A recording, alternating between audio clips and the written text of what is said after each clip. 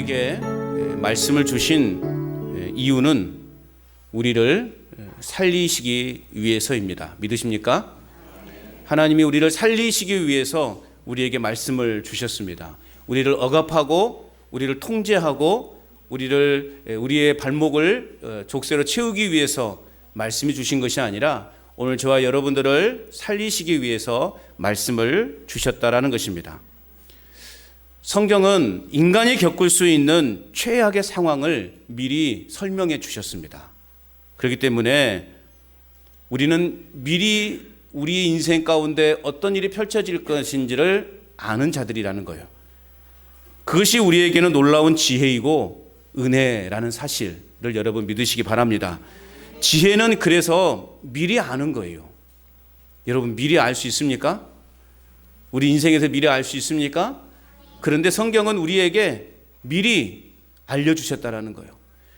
우리 인생을 미리 안다라는 것이 지혜로운 삶이라는 것입니다. 아멘의 믿음은 그래서 하나님의 지혜를 믿으며 산다는 믿음의 고백이다라고 그렇게 말할 수 있습니다. 우리는 미리 아는 인생입니다.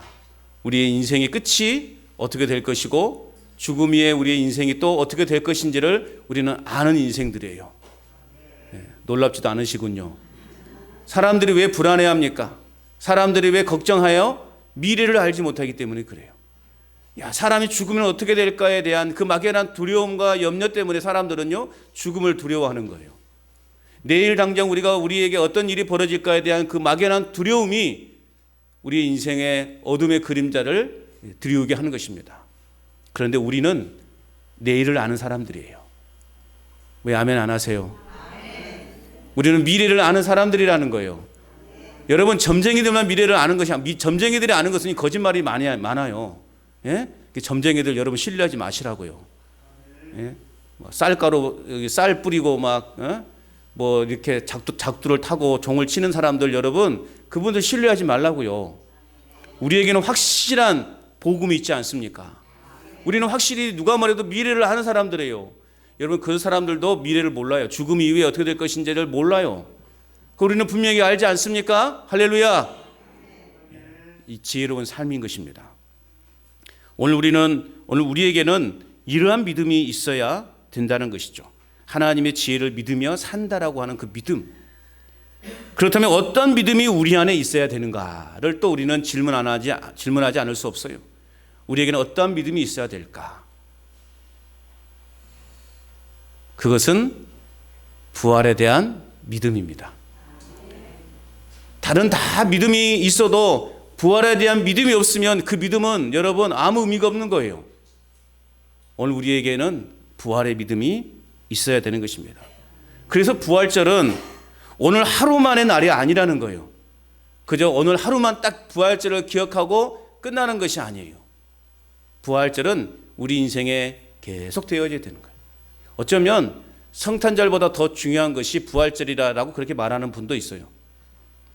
여러분 우리에게 부활신앙이 빠져버리면 우리는 아무 의미 없는 신앙생활을 하고 있어요. 여러분 현수막에 뭐라고 되어 있습니까? 시작. 부활의 참 소망이 우리에게 있습니다. 한 번 더요. 시작. 부활의 참 소망이 우리에게 있습니다. 할렐루야. 그래서 이 현수막을 4월달 내내 한 달 동안 걸어놓으려고 그래요. 그래서 우리는 계속해서 매주 이 부활의 소망과 부활의 기쁨을 기억해야 돼요. 대부분의 사람들은 고난주가 40일의 그 사순절 기간은 잘 지켜요. 사순절 동안 막 금식도 하고 또 특별 새벽 기도회도 하면서 사순절 기간은요 잘 지켜와요. 그리고 부활절 영광의 부활 할렐루야 하고 땡 끝나버려요. 여러분 이러니까 우리의 신앙이 힘이 없는 거예요. 여러분 사순절을 지켰다면 부활 이후에 40일 동안도 우리는 잘 지켜야 돼요. 그 부활의 기쁨 속에서 우리는 살아가야 되는 것입니다. 그럴 때 우리의 인생에 우리의 신앙이요 힘이 되어지는 거예요. 여러분 부활의 소망이 우리에게 있음을 믿으시기 바랍니다.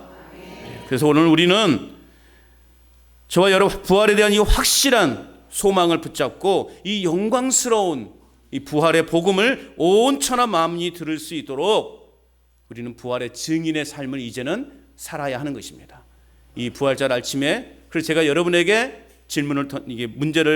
사명을 던집니다. 부활의 증인으로 살아가시길 바랍니다. 부활의 증인으로 살아가시길 바랍니다. 그렇다면 부활의 증인이 갖춰야 될 것이 무엇인가? 오늘 우리가 본문 1절에서 20절 말씀을 통해서 함께 살펴보려고 합니다. 첫째는요, 준비 없이는 우리가 증인이 될 수 없습니다. 뭐 없이? 준비 없이는 우리가 주님의 증인이 될 수 없다라는 거예요. 자, 1절과 2절 말씀을 우리 같이 한번 읽어봅니다. 본문 1절, 2절 시작. 안식일이 지남에 막달라 마리아와 야고보의 어머니 마리아와 또 살로메가 가서 예수께 바르기 위하여 향품을 사다 두었다가 안식 후 첫날 매우 일찍이 해 돋을 때에 그 무덤으로 가며. 자, 예수님은 살아계실 때에 자신의 부활을 수차례 강조하시면서 말씀하셨습니다. 그럼에도 예수님의 죽음 이후에 제자 중 그 어느 누구도, 그 어느 한 사람도 예수님의 이 부활의 말씀을 기억한 사람이 없었다라는 것이죠. 사실 오늘 본문의 여인들, 오늘 아침 일찍 무덤으로 간 것도 오늘 부활을 염두에 두고 간 것이 아니라는 거죠. 예수님의 시신에 향품을 바르려고 갔던 것입니다. 그런데 사실 이러한 여인들의 행동은 유대인의 그러한 관습상요, 정상적인 것이 아니었습니다. 왜냐하면 유대의 율법상 시체에 손을 대는 것은 부정한 것입니다. 그렇기 때문에 특별히 이 향품을 바르는 것은 장례 절차 중에 하나였어요. 이게 장례 중에 이루어져야 될 그러한 행동이었다는 거죠. 그런데 오늘 장사 이후에 이 일이 행해지는 것은 율법상 맞지 않는 그러한 행동이었다는 거죠. 또한 무덤을 막고 있는 큰 돌을 누가 굴려줄 것인가? 그녀들은 가면서 걱정하면서 갔잖아요. 이런 걸 볼 때 오늘 이 여인들이 아침 일찍 예수님의 무덤을 찾아간 것은 예수님이 부활하실 거라고 하는 그 말씀을 염두에 두고 간 것이 아니라 단순히 어떤 장례 절차에 따라서 예수님의 시신에 향품을 바르기 위해서 간 것이다라고 그렇게 우리가 이해할 수 있습니다. 자, 그럼에도 불구하고 오늘 말씀에 보니까 이 여인들이 어떻게 돼서 예수께 바르기 위하여 향품을 사다 두었다가 무슨 말이에요? 예수님의 장례를 미리 준비했다라는 거죠. 이 여인들의 이러한 태도를 볼 때 비록 지금 이 여인들이 이른 아침에 예수님의 무덤을 향해 가고 있는 그 목적이 예수님의 시신에 향품을 바르기 위한 그러한 행동이었지만 그럼에도 불구하고 이 여인들의 태도는 예수님께 대한 그들의 사랑이 얼마나 지극하고 헌신적이었는지를 보여주고 있는 것입니다. 뿐만 아니라 오늘 이 여인들이 예수님의 시신에 바르기 위해 이 향품을 준비했다라고 하는 것은 당시의 향품은요, 왕족들에게만 바르는 아주 귀한 것이었습니다. 그런데 이 여인들이 지금 이 향품을 사다 놓고 예수님께 바르려고 가고 있는 행동은 결국 예수님의 그 왕권을 인정하고 있는 것이다 라고 그렇게 이해할 수 있습니다. 비록 이 여인들은 예수님의 부활에 대한 그 생각 속에서 그의 행동을 옮기지 않았지만 여하튼 이 여인들은 예수님에 대해서 어떤 생각을 가지고 있는지를 우리는 충분히 이해할 수 있습니다. 그녀들의 그 발걸음이 얼마나 무거웠겠습니까? 그러지 않겠습니까? 그들이 그렇게 추앙하고 존경했던 그들의 스승이 그렇게 맥없이 처참하게 정말 수치스럽게 가장 모욕적으로 십자가에서 죽음을 당하셨는데 그분이 그 장례도 제대로 정상 치러지지 않는 그 상태에서 무덤에 묻혔으니 얼마나 이 여인들의 마음이 무거웠겠습니까? 어쨌든 무거운 마음으로 무덤에 도착한 여인들은 자신들 앞에 펼쳐진 광경을 보면서 깜짝 놀라지 않을 수 없었어요. 어떤 일이 벌어졌습니까? 오늘 말씀에 보니까 어떻게 되어 있어요? 눈을 들어본 즉 4절에 벌써 돌이 굴려져 있는데 그 돌이 심히 크더라. 그 큰 돌이 이미 옮겨져 있었던 거예요. 무덤 문이 열려 있었던 것입니다. 더욱 그녀들을 놀라게 한 것은 뭐예요? 무덤이 비어 있었다라는 거예요. 야, 이거 어떻게 이런 일이 있을 수 있을까? 여러분, 죄송한 말씀이지만 여러분 가족 중에 이렇게 장례를 치렀는데 무덤이 파헤쳐져 있다 생각해 보십시오. 다음날 갔는데 기가 막힐 일 아니겠어요? 여인들의 마음이 그런 마음이지 않았겠습니까? 무덤 문이 열려 있었고 예수님의 시신이 보이지 않는 거예요. 흰옷을 입은 청년의 말대로 무덤 속 그 어느 곳에서도 예수님의 시신이 보이지 않았습니다. 예수님의 부활은 그래서 이 빈 무덤을 통해서 분명한 사실로 증명되고 있다는 것입니다. 오늘 보면 또 7절 8절에서 천사는 여인들에게 뭐라고 말합니까? 예수님이 부활하셨고 갈릴리로 가실 것을 제자들에게 전하라 라고 그렇게 여인들에게 부탁을 했습니다. 그런데 8절 말씀 읽어볼까요? 시작. 여자들이 몹시 놀라 떨며 나와 무덤에서 도망하고 무서워하여 아무에게도 아무 말도 하지 못하더라. 자, 여인들은 무덤에서 도망하고 무서워서 아무에게 아무 말도 하지 못했어요. 왜 그랬을까요? 왜 이 여인들은 두려웠을까요? 왜 이 여인들은 아무 말도 하지 못했을까요? 예수님의 부활을 준비하고 있지 않았기 때문에 그래요. 예수님의 부활을 준비하고 있지 않았기 때문에 이 여인들은 도망하고 무서워서 도망해버리고 아무 말도 하지 못했던 것입니다. 예수님이 십자가에서 죽으시고 무덤에 장사될 때까지 예수님의 부활을 믿고 기대했던 사람은 단 한 사람도 없었습니다. 제일 먼저 무덤을 찾아갔던 여인들도 향품을 예수님의 시신에 바르기 위해서 찾아갔을 뿐이었어요. 그렇기 때문에 예수님의 부활은 아무도 예상할 수 없었던 충격적인 일이었으면 분명합니다. 그러나 분명한 것은 예수님이 부활하셨다라고 하는 사실입니다. 예수님이 부활하셨다는 사실 믿으시기 바랍니다. 아무리 부정하려고 해도 예수님의 부활은 분명한 사실입니다.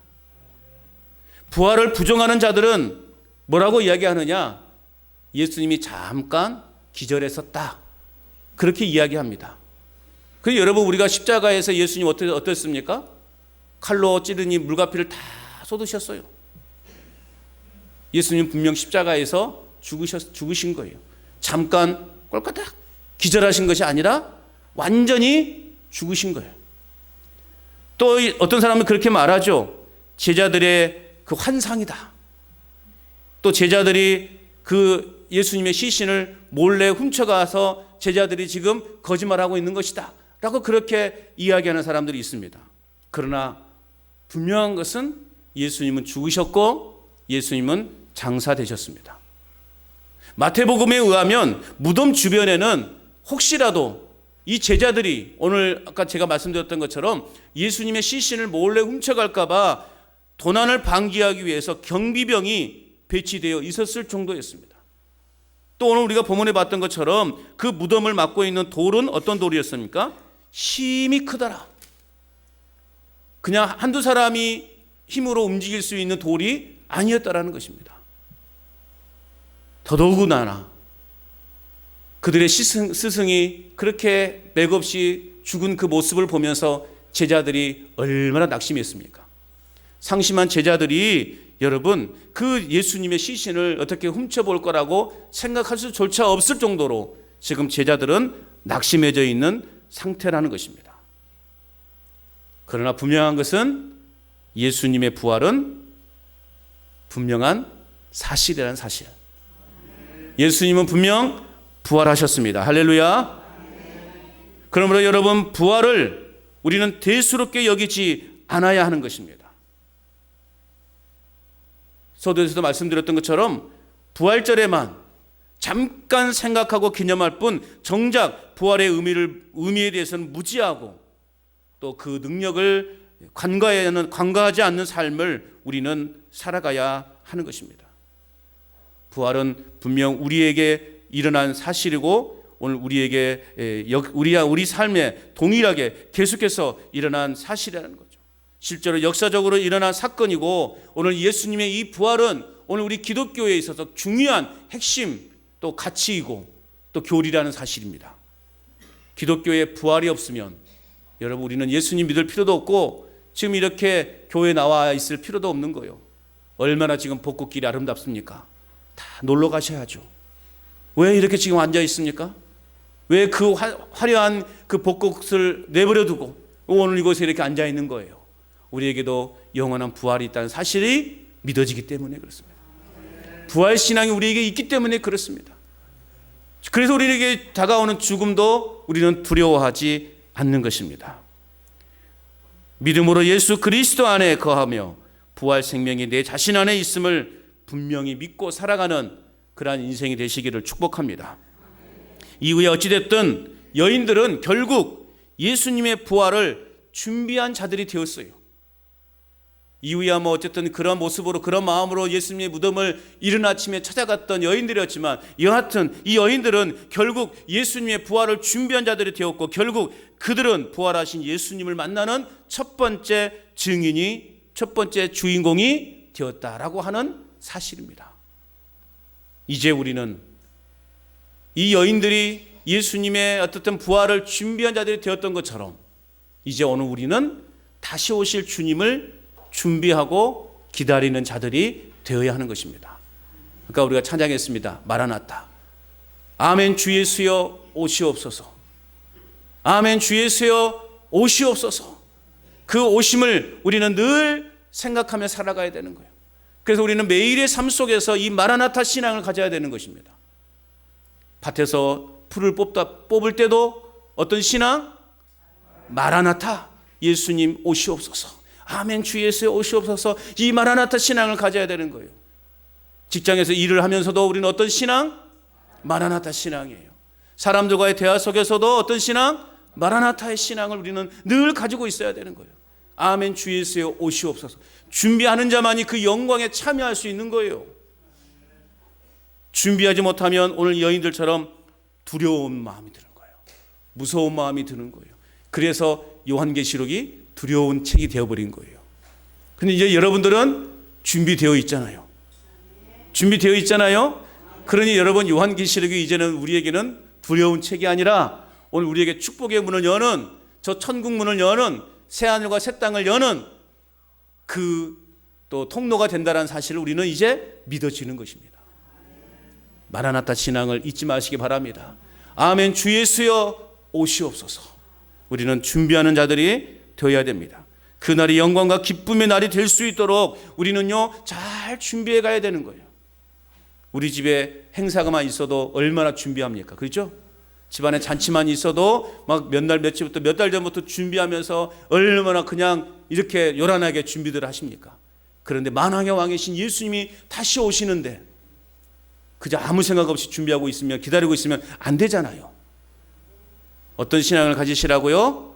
마라나타 신앙을 꼭 가지시기를 축복합니다. 뿐만 아니라 우리는 이제 더 나아가서 부활의 증인이 되어야 되는 것입니다. 부활에 대한 확신을 갖지 못하면 다시 오실 여러분 주님의 증인이 될 수 없는 거예요. 내가 부활에 대한 그 확신이 없는데 우리가 어떻게 부활의 그 복음을 전할 수 있겠냐고요. 여러분 우리가 전하는 복음의 그 핵심이 뭐예요? 부활이거든요. 그런데 내 안에 이 확신이 없는데 어떻게 그 복음의 증인이 될 수 있겠냐고요. 왜 우리가 복음을 제대로 잘 못 전할까요? 우리에게 두려움이 있기 때문에 그래요. 그리고 왜 두려움이 있어요? 부활에 대한 확신이 없기 때문에 그래요. 그래서 우리는 쉽게 전도하지 못해요. 쉽게 사람들에게 예수님에 대해서 가르치지를 못하는 거예요. 쉽게 우리는 사람들 앞에서 내가 예수님을 믿는 사람이라는 것을 나타내 보이지 못하는 거예요. 왜요? 부활에 대한 소망이 없기 때문에. 부활에 대한 확신을 가진 사람은요, 내가 어느 자리에 어느 위치에 있든지 우리는 당당하게 나는 예수님을 믿는 사람입니다. 여러분 예수님을 믿으십시오라고 외칠 수 있는 것입니다. 부활에 대한 확신을 가지시기를 축복합니다. 죽음의 권세를 이기시고 생명으로 부활하셨다라고 하는 이 확신을 가지고 잘 준비하여 부활의 복음을 전하는 증인의 삶을 살아가시기를 주님의 이름으로 축복합니다. 또한 부활의 증인이 갖춰야 될 것은 뭐냐라고 할 때 두 번째는요, 믿음 없이는 증인이 될 수 없습니다. 뭐 없이는? 믿음 없이는. 첫 번째는 뭐였어요? 제가 그랬어요? 준비 없이는 너무 마라나타에 그냥 콱 이렇게 박혀 있어가지고 좋은 현상은 좋은 현상이에요.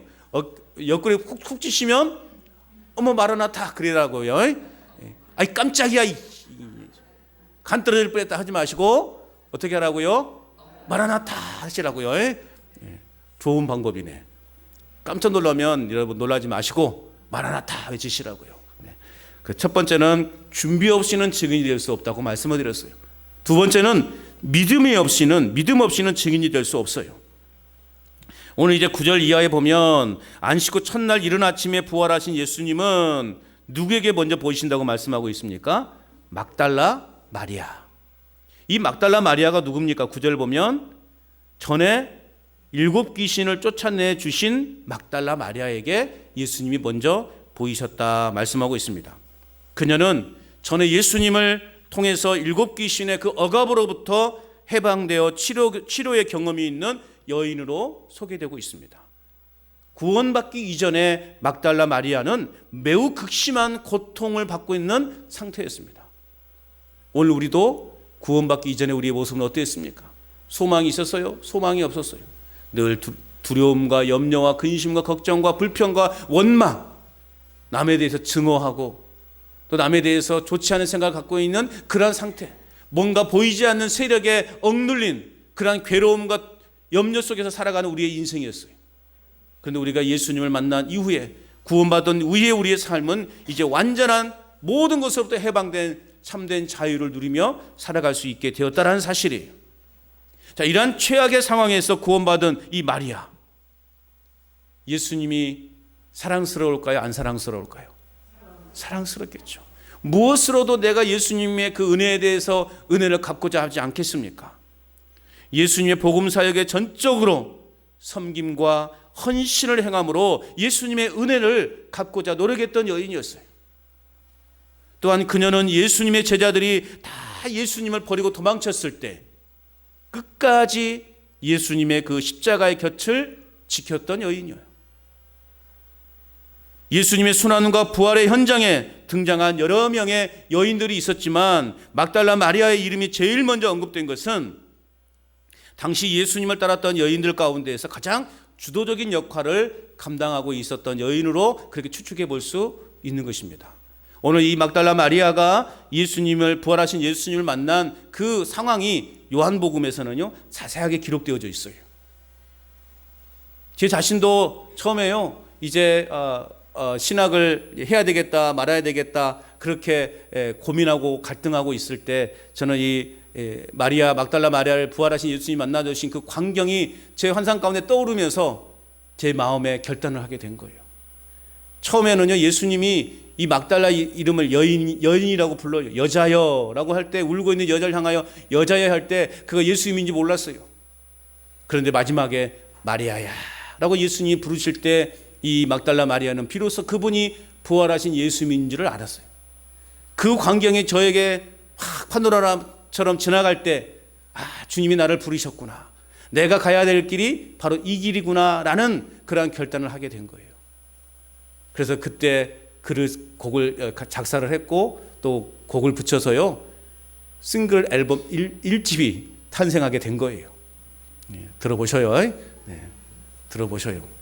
저희 신앙이 담겨져 있는 부활하신 그 예수님을 만난 그 기쁨과 감격, 마리아야 이름을 부를 때 오늘 근심과 두려움과 절망 가운데 낙심 가운데 있는 우리에게 찾아오신 부활하신 예수님이 여러분의 이름을 부르십니다. 누구야 부를 때 우리는 마음에 그냥 감동이 일어나게 되는 거예요. 오늘 예수님은 이 막달라 마리아를 만났어요. 그래서 그녀는 어떻습니까? 10절 한번 읽어볼까요? 시작. 마리아가 가서 예수와 함께하던 사람들이 슬퍼하며 울며 있는 중에 있을 이 일을 알림해 슬퍼하며 울고 있는 곳으로 가서 제자들이 있는 그곳으로 가서 예수님의 부활의 소식을 전했어요. 또 12절의 말씀에 보면 12절도 읽어볼까요? 시작. 그 후에 그들 중 2사람이 걸어서 시골로 갈 때에 예수께서 다른 모양으로 그들에게 나타나시니 다른 성경에 보면 누가복음의 말씀에 보면 엠마오로 가는 2 제자라고 그렇게 말씀하고 있어요. 엠마오로 가는 2 제자에게도 예수님께서 부활하신 예수님이 그들에게 보이셨어요. 그래서 그들은 어떻습니까? 그들에겐 남은 자들에게 그들도 역시 가서 알렸어요. 이 막달라 마리아 이 엠마오로 간 두 제자도 부활하신 예수님을 만나서 부활하신 그 예수님을 슬픔과 낙심 가운데 있는 제자들 향해 가서 그 부활의 소식을 전했단 말이죠. 그런데 그 제자들의 한결같은 반응은 무엇입니까? 11절 말씀 읽어봅니다. 시작. 그들은 예수께서 살아나셨다는 것과 마리아에게 보이셨다는 것을 듣고도 믿지 아니하여. 어쨌다고 제자들의 반응은 듣고도 믿지 아니하니라. 또 엠마오로 간 두 제자가 그 슬픔 가운데 있는 제자들에게 우리가 부활하신 예수님을 만났다라고 전할 때 그들의 반응은 또 어떻습니까? 13절입니다. 시작. 두 사람이 가서 남은 제자들에게 알렸으되 역시 믿지 아니하니라. 이 제자들이었습니다. 듣고도 믿지 않은 제자들, 역시나 믿지 않은 제자들. 오늘 이 제자들의 모습이 저와 여러분들의 모습은 아닙니까? 오늘 우리의 모습은 아닙니까? 듣고도 믿지 않는, 우리가 눈으로 보고도 믿지 않는 그러한 믿음 없는 자의 모습이 아닙니까? 오늘 제자들은 막달라 마리아의 그 부활의 소식을 듣고도 그들은 믿지 않았습니다. 두 제자가 우리가 부활하신 예수님을 만났고 그분과 함께 걸어왔다, 우리는 분명히 보았다라고 그렇게 제자들에게 이야기했음에도 불구하고 그들은 믿지 않았습니다. 예수는 공생의 기간에 자신이 죽은 지 사흘 만에 살아날 것이라는 예고를 여러 차례 말씀하셨어요.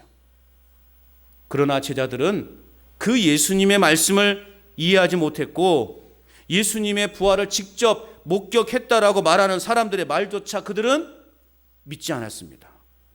얼마나 한심스러운 모습들입니까? 얼마나 답답한 모습입니까? 이 한심스럽고 답답한 제자들이 곧 내 자신 아닙니까? 우리는 한번 살펴보아야 하는 것입니다. 그럼에도 그 후로 예수님은 제자들이 식사하는 자리에 직접 나타나셨어요. 14절 말씀 여러분 한번 읽어보시기 바랍니다. 14절 시작.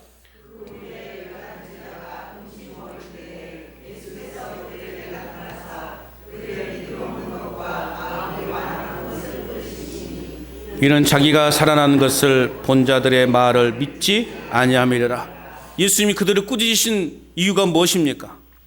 믿음이 없는 것이에요. 그들의 마음이 완악한 것이에요.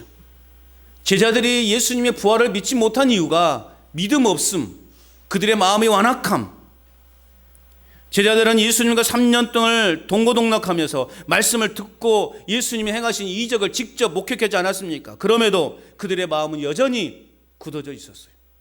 우리의 마음이 굳어져 있기 때문에 하나님의 말씀이 우리 마음에 들어오지 못하는 거예요. 하나님의 말씀이 우리 안에 들어오지 못하니 믿음이 생겨요, 안 생겨요? 안 생기는 거예요. 말씀이 들어와야 믿음이 생기는 것이지.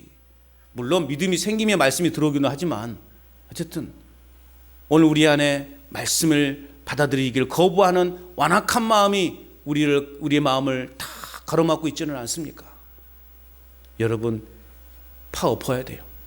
성령의 그 날카로운 검으로 파엎어야 돼요. 막달라 마리아의 증언을 들었고 두 제자들의 보고를 들었음에도 믿지 않았던 이 제자들, 참으로 답답하고 한심스러운 모습들이에요. 그럼에도 불구하고 예수님은 그들을 포기하지 않으셨어요. 예수님께서는 제자들의 이러한 영적 무지와 불신앙을 끄집고 그럼에도 불구하고 복음의 증인으로서의 그들의 사명에 관하여 예수님은 명령하셨습니다. 여러분, 교회를 오랫동안 다니고 있다라고 말하는 사람들조차 이 부활신앙을 믿지 못한 사람들이 의외로 많습니다. 내가 평생 30년, 40년을 내가 교회 생활을 했다라고 말하는 사람들 중에도 부활에 대한 소망이 없는 사람이 참 많아요. 예전에 양육을 해보면요, 교회에서 안수 집사를 맡고 있는 그 어르신이, 이제 은퇴하시는 어르신이에요. 그분에게 첫 번째 물어요. 집사님, 오늘 당장 죽으면 천국 갈 수 있습니까? 라고 물으면요, 선뜻 대답을 못해. 아니, 평생 교회에서 신앙생활을 해왔고 교회에서 안수 집사 직분을 받고 은퇴를 하셨어요. 그런 분임에도 불구하고 내가 오늘 당장 죽으면 천국까지 못 갈 수 있다라고 하는 그 믿음이 없는 거예요. 확신이 없는 거예요. 그게 뭐예요? 곧 부활에 대한 확신을 갖지 못하는 거예요. 여러분, 오늘 당장 돌아가시면 안 됩니다. 꼭 한 사람 앉혀놓고 돌아가시라고요. 천국 갈 수 있습니까? 확실히 갈 수 있습니까? 그런 믿음으로 우리는 살아가야 되는 거예요. 부활신앙을 믿지 못한 자칭 성도라고 말하는 사람들이 의외로 많다라는 거예요. 그러므로 여러분, 믿는 것이 중요합니다. 보는 것도 중요하지만 보지 않고 믿는 믿음을 우리 주님은 원하고 계십니다. 머리로 이해하기에 앞서 먼저 마음으로 믿는 것이 우선이 되어야 되는 거예요. 눈으로 보고 머리로 이해했다고 해서 믿음이 생기는 것 아니에요. 여러분, 성경 공부를 아무리 많이 해도 믿음이 생기는 게 아니에요. 그래서 오늘날 한국교회가 왜 이렇게 침체되어 있느냐라고 그렇게 말할 때 어떤 분은 그렇게 말해요. 한국교회 제자 훈련이 망쳐놨다. 그렇게 부정적으로 말하는 사람도 있어요. 물론 제자 훈련에 대해서 호불호는 분명 갈려요. 그게 긍정적인 효과가 있는 반면에 어쩌면 그것이 오히려 더 한국교회를 더 무기력하게 만들지 않았나. 그렇게 이야기하는 사람도 있어요. 왜요? 머리만 키웠거든요. 그래서 교회마다요, 왜 이렇게 대학 졸업이 많아요? 예? 교회에 와보면 먼 대학, 심지어 노인대학도 있어요. 예. 우리도 한번 해볼까 싶은데, 그 졸업할 때 어떻게 합니까? 다 학사모 쓰고 졸업하잖아요. 아, 대학생이래. 너 어느 학교 나왔어? 그러면 나 여러분 성경학교 나왔다. 그렇게 말하는 사람도 있어요. 아, 이해를 못하셔서 그러시는군요. 예. 어떤 어르신들이 그렇게 말해요. 나 노인대학 나왔다고. 그게 뭔데요? 어쩌면 이것이 우리의 한국교회의 어떤 영적 힘을 더 약화시키고 있지 않은가. 마음이 뜨거워져야 되는데, 마음이 뜨거워지고 마음이 이렇게 성령으로 충만해야 되는데 머리만 그냥 이렇게 커졌으니 이게 여러분 믿음이 생기겠냐고요. 여러분, 믿는 것이 중요합니다. 많이 아는 것이 중요한 게 아니라 믿는 게 중요해요. 성경을 100번 읽다 보면 물론 성령께서 역사하셔서 우리에게 믿음이 생기겠지만 성경을 100번 읽는다고 해서 구원받는 게 아니에요. 성경을 하나의 학문으로 학자처럼 공부하는 사람들이 있어요. 그런 사람들 믿음이 생깁니까? 믿음이 안 생기죠. 여러분은 그러나 마음으로 믿게 되면 보이지 않았는 것들이 보이게 되는 거예요. 이해되지 않았던 것들이 이해가 되는 것입니다. 여러분들 성경 내용 이해할 수 있어요? 근데 믿어지니까 그냥 이해가 되는 거예요. 믿어지니까 성경이 뭘 말하고 있는 거구나를 여러분 알 수 있는 거예요. 물론 적당하게 가르침이 배움도 필요하죠. 그런데 여러분, 배움의 과정은, 우리 신앙의 배움은 마음을 뜨겁게 하는 거예요. 여러분, 마음이 뜨거워지시길 바랍니다.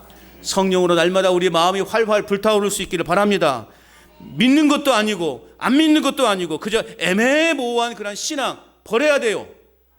이것도 아니고 저것도 아니고 믿으려면 제대로 믿든지 안 믿으려면 아예 믿지, 그냥 믿으세요. 그냥 믿으시라고요. 또 기회는 있다 싶어서 그냥 교회를 떠나보려고 하는 사람도 있을 수 있으니까 그렇게 말하면 안 돼. 믿으려면 제대로 믿고 안 믿으려면 그냥 믿으시고 애매모호하게 신앙생활 하지 마시라고요. 적당하게 여러분 신앙생활 하지 마시라고요. 제대로 신앙생활 하시기 바랍니다. 그래야 돼요. 그래야지 우리가 세상에서 복음을 전할 수 있죠. 당당하게 사람들에게 예수 믿으라고 말할 수 있는 거죠. 교회에 대한 뻔히 아는데 욕심부리고 그냥 시기하고 질투하고 여기 가서 이 말하고 저기 가서 저 말하고 그냥 입을 그냥 확 그냥 닫아버려야 되는데 그러지 못하고 모든 부정적인 소문의 원산지는 간전 제일교회 모 집사다. 이런 치욕은 당하지 않기를 바랍니다. 들어도 안 들은 척 그냥 좋은 말만 하시고 긍정적인 말만 하시고 그래야지. 어쩌다 이 말까지 했는지 모르겠지만 어쨌든 여러분, 믿는 것도 아니고 안 믿는 것도 아니고 애매모호한 그런 신앙 버리기 바랍니다. 부활의 확신과 믿음을 가지고 예수님이 부활하셨다라고 당당하게 우리가 세상을 향하여 외칠 수 있는 그런 믿음의 삶을 살아가시기를 주의 이름으로 축복합니다. 예전에 서울의 지하철역에 보면 그런 사람들 많아서요. 예수 전당, 불신주. 처음에는 그게 막 왜 저럴까 했는데요. 가만 생각해 보니까 야, 요즘은 저런 것도 사라졌다 싶어요. 얼마나 확신이 있으면 그 수많은 사람들이 있는 데서 예수 전당, 불신주 하면서 다닐까요? 선거철만 큰 패대기 몰고 인사하는 것이 아니라 평상시에도 예수 전당, 불신주 그렇게. 요즘은요 그런 사람들이 참 존경스럽더라고요. 요즘 같은 시대에는. 진짜 믿음을 여러분 가지시길 바랍니다. 부활에 대한 확신을 가지시고 예수님이 부활하셨다라고 하는 이 진리를 당당하게 전하는 저와 여러분의 삶이 될 수 있기를 주님의 이름으로 축복합니다. 또한 부활의 증인이 갖춰야 될 것은 마지막 세 번째는요, 소망 없이는 부활의 증인이 될 수 없다라는 거예요. 준비 없이는, 믿음 없이는, 세 번째는 소망 없이는. 예수님은 제자들에게 믿음을 요구하신 후에 이렇게 말씀하셨어요. 15절 16절 같이 읽어봅니다. 시작. 또 이르시되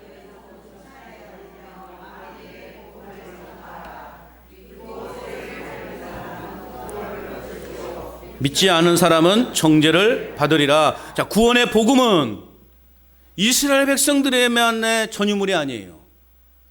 구원이라고 하는 것은 간전 제일교회 다니는 성도들의 것만이 아니라는 거예요. 복음은 만민의 것이에요. 예수님은 그것을 타파하기 오셨어요. 그 잘못된 그러한 사상, 우리들만의 것이다. 하나님은 우리들만, 선민 사상, 그것을 예수님은 깨트려 버리신 거예요. 그래서 가난한 자들에게 찾아갔고 죄인들에게 찾아갔고 그들의 친구가 되어줬고 그들과 함께 식탁을 나누셨어요. 유대인들이 볼 때는 환장할 일이죠. 저런 하며 손가락질했어요. 그럼에도 예수님은 그들보다는 가난하고 소외된 자들, 이방인들을 찾아가셔서 그들의 친구가 되어주셨고 그들과 친히 손을 잡아주셨고 함께 식탁을 나누신 거예요. 복음은 만민의 것입니다. 이 복음을 믿고 세례를 받은 사람은 누구든지 차별 없이 구원을 얻을 수 있는 거예요. 그래서 사도 바울도 1차 선교 여행을 마치고 이제 보고하는 시간에 그런 이야기를 한 거예요. 우리가 있는 이 복음은 우리들만한 것이 아니더라. 이미 이방인의 나라를 이렇게 선도 순례를 해보니 그들도 믿음이 있더라라는 거예요. 그래서 사도행전 15장에 사내들인 공회에서 복음은 만민의 것이다 라는 것을 꽝꽝꽝 선언을 한 거예요. 그래서 사도 바울이 이제 2차 선교여행, 3차 선교여행, 로마로까지 이어지면서 복음을 증거하게 되었다는 것입니다. 여러분, 누구든지 복음을 믿고 세례를 받은 자들은 구원을 받습니다. 그러나 오늘 16절에 말씀하고 있는 것처럼 믿지 않는 자들은 정죄와 심판을 당하게 될 거예요. 그러니까 판단은 우리가 하는 것이 아니에요. 저 인간 절대 교회 안 나와. 판단하면 돼요, 안 돼요? 안 된다는 거예요. 저 인간은 안 돼. 아이고, 저 양반은 절대 교회 나올 사람이 아니야. 그 사람을 2번 죽이는 겁니다, 여러분. 우리의 사명은 저들이 듣든지 아니 듣든지 그냥 우리는 부활의 복음을 전하는 것밖에 없어요. 그래서 우리가 전할 때 그들이 들으면 구원을 받지만 듣지 않으면 오늘 말씀처럼 정죄와 심판을 당하게 되는 것입니다. 그리고 예수님께서는 계속 제자들에게 17절부터 19절 말씀까지 믿는 자들에게 여러 표적이 따를 것임을 말씀하시고 오늘 말씀해 보니까 하늘로 들려 올라가셔서 하나님 우편에 앉으셨다. 오늘 말씀하고 있습니다. 20절 말씀 같이 읽어봅니다. 시작. 제자들이 나가 두루 전파할세 주께서 함께 역사하사 그 따르는 표적으로 말씀을 확실히 증언하시니라. 할렐루야. 이러한 역사가 우리의 삶 가운데 일어나기를 축복합니다. 복음의 진리를 알지 못하는 사람들은 우리가 전하는 복음에 대해 진지하게 받아들이지 않는 경우가 훨씬 더 많습니다. 하나님의 심판에 대한 메시지를 귀담아 듣지 않으려고 하는 사람들이 훨씬 더 많다라는 거예요. 그럼에도 불구하고 우리는 복음의 증인의 삶을 놓쳐서는 안 되는 거예요. 아브라함의 조카 롯의 사위들은요, 소돔의 그 멸망의 소식을 전할 때 그 사위들은 그 장인어른의 말을 어떻게 여겼습니까? 농담으로 여겼더라 그랬어요. 야, 이런 배은망덕한 인간들이 어디 있어요? 장인의 말을 농담으로 여겨요. 이것처럼 구원과 심판에 대해 듣지 않으려고 하는 것입니다. 그러나 2000년의 그 역사 속에서 교회는 복음을 선포함으로 세상의 어둠을 걷어내고 예수님의 영광과 능력을 드러냈습니다. 이러한 사실을 믿고 아울러 복음의 능력이 나타날 것을 소망하면서 우리는 부지런히 여러분 복음을 전하는 일에 열심을 내는 삶을 살아가야 되는 것입니다. 부활의 소망을 안고 살아가는 우리가 가장 행복한 사람임을 믿으시기 바랍니다. 우리 자신이 축복의 사람임을 믿으시기 바랍니다. 부활의 소망을 갖는 거예요. 부활의 소망이 있기 때문에 우리는 당당한 것이고, 부활의 소망이 있기 때문에 낙심 중에도 우리는 일어설 수 있는 것입니다. 여러분, 다시 한번 묻습니다. 예수님이 부활하셨습니다. 믿으십니까? 아멘. 말씀대로 부활하신 예수님을 우리 마음에 품으며 영광의 부활을 소망 중에 기다리는 저와 여러분의 삶이 되어야 할 줄로 믿습니다. 무엇보다 영광스러운 부활의 복음을 온천한 마음이 다 들을 수 있도록 이 부활의 소식을 전하는 증인의 삶으로 나아가는 그 일에 최선을 다하는 저와 여러분의 삶이 될 수 있기를 주님의 이름으로 축원합니다.